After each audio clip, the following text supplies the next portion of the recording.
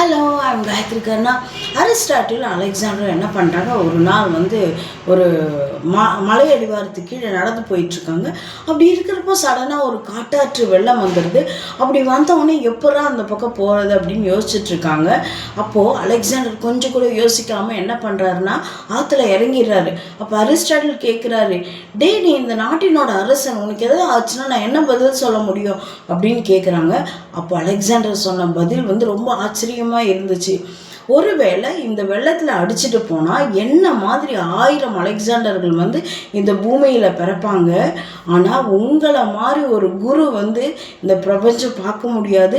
என் நாட்டிற்கு நீங்கள் தான் ரொம்ப முக்கியம் அப்படின்னு சொல்கிறாரு. எந்த அளவுக்கு தன்னுடைய குருவை அவர் நேசிச்சிருக்காரு அப்படிங்கிறது இந்த பதிவு சொல்லக்கூடிய அழகான உண்மை.